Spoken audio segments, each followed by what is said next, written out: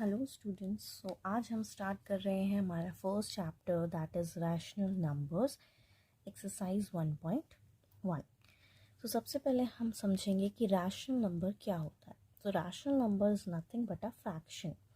सो rational number एक fraction होता है जो हम ऑलरेडी हमारे 6th क्लास से पढ़ते आ रहे हैं, ठीक है।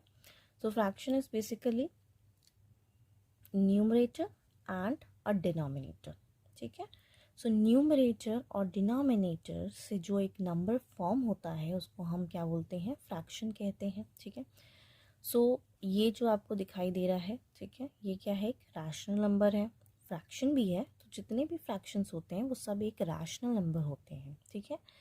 सो रैशनल नंबर के लिए आपको कुछ कंफ्यूज नहीं होना है कि ये पर्टिकुलर क्या आ गया है हमारे सिलेबस में, क्योंकि आपको पता है आपकी बुक चेंज हो चुकी है। और जैसे कि आपकी बुक चेंज हुई है तो चेंज में आपका मैक्सिमम सिलेबस रिड्यूस हो चुका है। तो अगर आप पुरानी बुक देखेंगे तो उसमें आपको 1.1 में ये क्वेश्चन नहीं मिलेगा, मतलब मिलेगा बट 4-5 क्वेश्चंस के बाद मिलेगा, ठीक है। सो बट न्यू बुक है ये आपकी, पर्टिकुलर मैं आपको दिखा दे रही हूँ, ठीक है। सो ये आपकी न्यू बुक है। ये न्यू बुक में कुछ इस तरह से आपकी एक्सरसाइज 1.1 है जिसमें आपके सिर्फ 3 क्वेश्चंस हैं, ठीक है, 1 2 3। सो बेसिकली ये क्वेश्चंस आपकी पुरानी बुक में भी मिल जाएंगे बट ये न्यू बुक है, आपका सिलेबस रिड्यूस हो चुका है, इसलिए यहाँ पे आपको सिर्फ 3 क्वेश्चंस मिलेंगे। तो हम स्टार्ट करते हैं हमारे फर्स्ट क्वेश्चन से। हमारा फर्स्ट क्वेश्चन है name the property under multiplication used in each of the following. तो हमें इस क्वेश्चन में प्रॉपर्टी का नाम बताना है जो आप इस क्वेश्चन में यूज़ कर सकते हैं, या फिर इस पर्टिकुलर क्वेश्चन को देख के आपको पता चल रही है ये कौन सी आइडेंटिटी प्रॉपर्टी है। सो प्रॉपर्टीज़ के लिए बेसिकली अगर मैं आपको सजेस्ट करूं तो ये आप चैप्टर जब स्टार्ट करें तो इस चैप्टर को अच्छे से रीड कर लें, क्योंकि स्टार्टिंग में आपको मैक्सिमम प्रॉपर्टीज़ मिल जाएंगी जो आपको काफ़ी आपका कॉन्सेप्ट क्लियर कर देगी। वैसे तो मैं यहाँ पे करने वाली हूँ बट स्टिल मैं चाहूँगी कि आप लोग एक बार खुद से इस चैप्टर को रीड करें। तो स्टार्टिंग में काफ़ी थ्योरी है जिसमें आपको प्रॉपर्टीज़ मिल जाएगी। तो हम स्टार्ट करते हैं अपने फर्स्ट क्वेश्चन से। तो हमारा फर्स्ट क्वेश्चन है -4/5 into 1 is equals to 1 into -4/5 is equals to -4/5। So यहाँ पे इस पर्टिकुलर क्वेश्चन में अगर हम देखें तो हमारे नंबर्स रिपीट हो रहे हैं, जैसे कि -4/5 यहाँ पर भी है और इज इक्वल्स टू के नेक्स्ट साइड भी हमारा -4/5 है। यहाँ पर भी 1 है और इज इक्वल्स टू के बाद भी 1 है, और कहीं ना कहीं इनका आंसर भी आपको दिया हुआ है, ठीक है। दैट इज़ -4/5 को हम 1 से मल्टीप्लाई करेंगे तो हमें क्या मिलेगा, -4/5 मिलेगा, और 1 को भी हम -4/5 से मल्टीप्लाई करेंगे तो भी आपको क्या मिलेगा, -4/5 मिलेगा। सो अगर हम देखें तो ये आपकी प्रॉपर्टी कुछ इस तरह से दिखाई दे रही है, that is a into B is equals to b into A. So इस प्रॉपर्टी में कुछ खास नहीं है बट आपके जो नंबर्स हैं बस उनको आपने शिफ्ट कर दिया है। जैसे ए को आपने यहाँ पे, जैसे यहाँ पे इस पर्टिकुलर में आपका ए फर्स्ट टर्म था, यहाँ पर आपका ए सेकेंड टर्म हो चुका है। बी यहाँ सेकेंड टर्म था, यहाँ पे आपको फर्स्ट टर्म दिखाई दे रहा है ना। आंसर में कोई चेंज नहीं आएगा।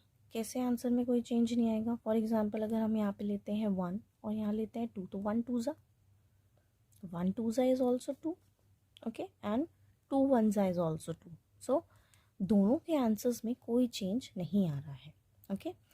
सो मैं आपको लिख के बताती हूँ, जैसे कि a into B and b into A है आपका। मैंने यहाँ लिखा 1 इंटू 2, यहाँ लिखा मैंने 2 इंटू 1, ओके। सो 1 2 ज़ा 2 एंड 2 1 ज़ा 2। आंसर में आपका कोई भी चेंज नहीं है। अब आंसर में कोई चेंज नहीं है, इसका मतलब है कि आपका इस पर्टिकुलर क्वेश्चन में भी आंसर में कोई चेंज नहीं है।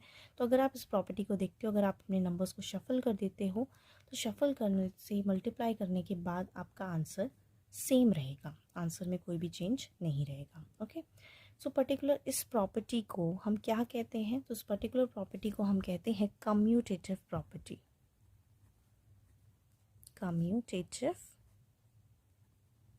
Property, okay. सो हमें यहाँ पे नाम बताना था, नेम द प्रॉपर्टी। तो हमने फर्स्ट क्वेश्चन का नाम बता दिया है कि कौन सी प्रॉपर्टी है, कम्यूटेटिव प्रॉपर्टी है। ओके, यही आपका आंसर है फर्स्ट क्वेश्चन का। नेक्स्ट क्वेश्चन की तरफ आते हैं।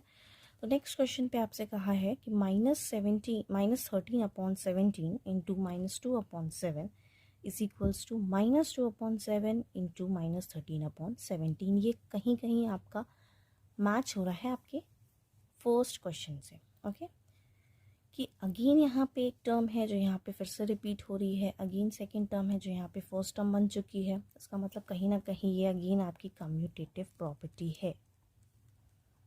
Okay, so a into B is equals to b into A. So ये वाली टर्म और ये वाली टर्म आपस में जब मल्टीप्लाई होंगी तो इनका आंसर्स इक्वल रहेंगे।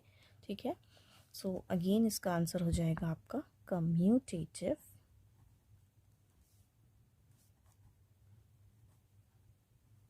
प्रॉपर्टी। ओके, सो नेक्स्ट हम मूव करते हैं अपने थर्ड क्वेश्चन की तरफ। तो हमारा थर्ड क्वेश्चन है -19/29 इंटू 29/-19। सो ये कुछ थोड़ा अलग हमें दिखाई दे रहा है। ठीक है, सो इस पर्टिकुलर क्वेश्चन में अगर हम देखें तो यहाँ पे जो न्यूमरेटर था वो यहाँ पे डिनोमिनेटर बन चुका है, और जो यहाँ पर डिनोमिनेटर था वो यहाँ पर न्यूमरेटर बन चुका है। ठीक है, और अगर हम इनका आंसर देखें तो आंसर अगेन आपका क्या है, 1 आ रहा है। ठीक है, तो ऑब्वियसली 1 आएगा क्योंकि ये दोनों नंबर्स रेसिप्रोकल हैं एक दूसरे के। ठीक है, रेसिप्रोकल का मतलब यही होता है कि आपका जो पहले वाले नंबर में जो न्यूमरेटर होगा वो सेकंड का डिनोमिनेटर बन जाएंगे। ठीक है, और जो डिनोमिनेटर होगा वो न्यूमरेटर बन जाएगा। ठीक है, तो ये कहीं ना कहीं एक दूसरे को कैंसिल आउट कर देंगे तो आपका आंसर 1 आ जाएगा। तो यहाँ पर रेसिप्रोकल हो रहा है, इसका मतलब मल्टीप्लिकेटिव के टर्म्स में हो रहा है। ठीक है, और रेसिप्रोकल आपका इन्वर्स भी होता है। ठीक है, इन्वर्स भी आपका यही होता है कि आपने इस नंबर को इन्वर्स कर दिया। ठीक है, इन्वर्स करने से आपका पूरा नंबर कैंसिल आउट हो जाता है, और जब कैंसिल आउट होता है तो आपको आंसर 1 मिलता है। ठीक है, सो यहाँ पर ये जो प्रॉपर्टी हम यूज़ कर रहे हैं, this is multiplicative inverse. Okay, so हमारे थर्ड का भी आंसर आ चुका है। अब हम नेक्स्ट क्वेश्चन की तरफ आते हैं, क्वेश्चन नंबर 2। अगेन हमें यहाँ पे प्रॉपर्टी का नाम ही बताना है। Tell what property allows you to compute this particular question. So again यहाँ पे आपको क्या पूछा है, प्रॉपर्टी का नाम पूछा है। तो हम प्रॉपर्टी देख लेते हैं, हमारी प्रॉपर्टी क्या है, कौन सी प्रॉपर्टी इसको मैच करेगी। सो ये है आपका 1/3, ये है आपका 6, ये है आपका 4/3। अगेन हम इस साइड देखें तो अगेन नंबर्स रिपीट हो रहे हैं, इसका मतलब हम अगेन वेरिएबल असाइन कर देते हैं। अगर हम इनको एक पर्टिकुलर टर्म असाइन कर दें, फॉर एग्जांपल मैंने इसको ए मान लिया है, इसको बी मान लिया, इसको सी, अगेन दिस इज़ ए था तो ये यहाँ पर भी ए होगा, ये बी था तो ये आपका बी हो जाएगा। ठीक है, और ये आपका सी था तो ये आपका सी हो जाएगा। अगेन इनके बीच क्या है, मल्टीप्लिकेशन का साइन है। ठीक है, इनके बीच ब्रैकेट है तो बी और सी में हमने ब्रैकेट लगा दिया, इनके बीच ब्रैकेट है तो हमने ए और बी में ब्रैकेट लगा दिया। एज का मतलब यहाँ पर ये है कि हमने इस पर्टिकुलर टर्म को इस टर्म के जैसे रिप्रेजेंट किया है, और रिप्रेजेंट कर रहे हैं मतलब ये पर्टिकुलर टर्म इस पर्टिकुलर टर्म के इक्वल होगी। ओके, सो अगेन यहाँ पर जैसे हमने कम्यूटेटिव प्रॉपर्टी में पढ़ा था कि ए इंटू बी, बी इंटू से, अगर हम कैसे बी इंटू ए सॉरी, तो अगर हम कैसे भी मल्टीप्लाई करते हैं हमारे आंसर्स में कोई चेंज नहीं आता है। सो यहाँ पर भी हमारे आंसर्स में कोई चेंज नहीं आएगा अगर हम इन दोनों नंबर को पहले मल्टीप्लाई करें और फिर इस नंबर के साथ मल्टीप्लाई करें, या फिर इन दोनों नंबर्स को मल्टीप्लाई करें और फिर इस टर्म थर्ड नंबर के साथ मल्टीप्लाई करें, तो भी आपके आंसर में कोई भी चेंज नहीं आएगा। सो इस पर्टिकुलर प्रॉपर्टी का जो नाम है वो है एसोसिएटिव प्रॉपर्टी।